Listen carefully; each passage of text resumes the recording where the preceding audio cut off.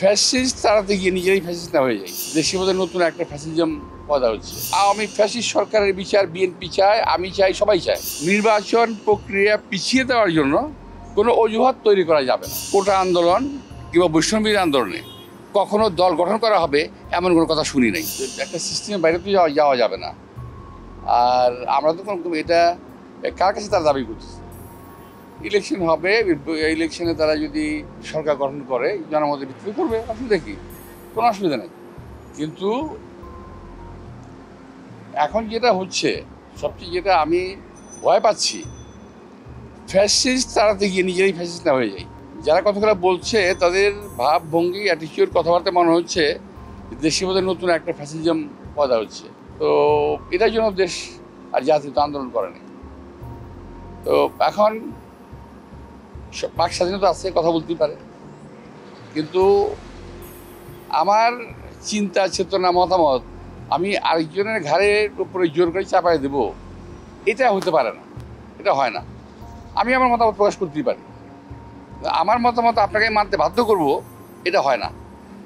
এটার জন্য যে বিশ্বব্যাপী যে একটা সিস্টেম আছে, নিয়ম, অর্থাৎ ভোট, ইলেকশন, এর মাধ্যমে তাকে আগে আসতে হবে। যেটা আমার ইচ্ছা হলো আমি করব, না মানলে এটা ওরা ফেরাচারি হয়ে যাবে, ঠিক না।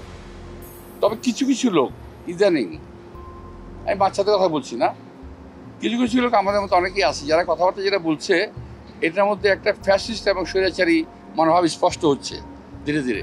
এটা কিন্তু ঠিক হচ্ছে না, জাতির জন্য খুব ক্ষতি হবে। নতুন দলের নেতারা যদি কথা বলতে পারে ডিসেম্বরের মানে বিচারের আগে হবে না, তো বিচার হোক না, বিচার তো আমিও চাই।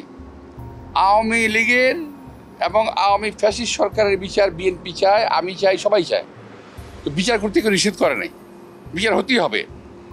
বাংলাদেশের মাটিতে যে গণহত্যা হয়েছে, এই গণহত্যার বিচার হতেই হবে। তো বিচারটা হোক না, না করেছে কেউ তো না করে নাই। আর তাছাড়া যখন কোনো নির্বাচন হয়, নির্বাচনের আগে কিংবা পরে কোনো আদালত বন্ধও থাকে না, কিংবা আদালত দ্রুতও চলে না, আদালত তার আইনের নিয়মেই চলে। হ্যাঁ, আমাদের সাজা হয়েছে, দ্রুত বিচার আদালতে আমাদের সাজা হয়েছে, আমাদের 11 বছর সাজা হয়েছে, আমাদের স্ত্রীর 16 বছর হয়েছে, আমার ভাইয়ের 8 বছর হয়েছে, আরও অনেকে রয়েছে। তো দ্রুত বিচার করতে পারে, অসুবিধা কি? একটা বিচার হোক না। কিন্তু কথাটা হলো নির্বাচন প্রক্রিয়া পিছিয়ে দেওয়ার জন্য কোনো অজুহাত তৈরি করা যাবে না। আমার মনে হচ্ছে কিছু কিছু লোক নির্বাচন প্রক্রিয়া পিছিয়ে দেওয়ার জন্য, নির্বাচন না করার জন্য একটা অজুহাত তৈরি করার পায়তারা করতেছেন, সৃষ্টি করতেছেন। এটার মধ্যে দেশি বিদেশি চক্রান্ত কাজ করতেছে, বাংলাদেশকে আনস্টেবল রাখা। এই বাংলা যদি স্টেবল হয়ে যায়, অনেকের ক্ষতি হবে, আমাদের প্রতি বিদেশি ক্ষতি হবে, এদেশের মানুষের ক্ষতি হবে, এদেশের মানুষের জিম বানানোর যে একটা অপচেষ্টা চলতেছে তার ক্ষতি হবে। তো এই জন্য নির্বাচনটাকে পিছিয়ে দেওয়ার জন্য কোনো অজুহাত গ্রহণযোগ্য না জাতির কাছে। আমার ছেলে যদি কালকে একটা দল গঠন করে আর আমাকে এসে বলে যে আমি দল গঠন করেছি, তোমরা আমার দলটা শেষ হয়ে যাক, তারপর তো নির্বাচন হবে, বা নির্বাচন তো একদিন না, আরও তো হবে নির্বাচন, 5 বছর পর আবার হবে, তারপর আবার হবে, করবে।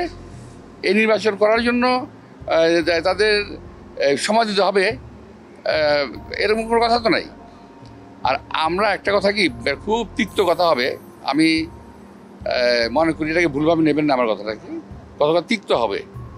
আমরা কিন্তু কোটা আন্দোলন কিংবা বৈষম্যবিরোধী আন্দোলনে কখনো দল গঠন করা হবে এমন কোনো কথা শুনি নাই। সুতরাং ওইটা সম্পর্কে আমি খুব একটা সুস্থ মতামত আমি দিতে পারবো না, কারণ এমন কোনো কথা শুনি নাই। আর দল গঠন করেছেন, দল শক্তিশালী হোক, একটা দল শক্তিশালী, যেটা নাকি 50 বছরে বিএনপির জিয়াউর রহমান চলে গেছে, খালেদা জিয়ার সময় চলে গেছে, আমরা বুড়ো হয়ে গেলাম, তারপর বিএনপি স্টাবলিশ।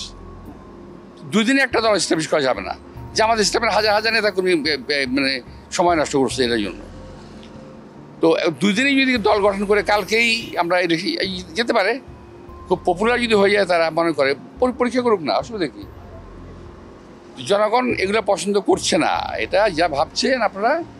জনগণ কোনো অজুহাতে নির্বাচন পিছিয়ে যাওয়ার, পিছিয়ে দেওয়ার, পিছানোর কোনো সুযোগ দেওয়ার বিষয়টা জনগণ পছন্দ করছে না।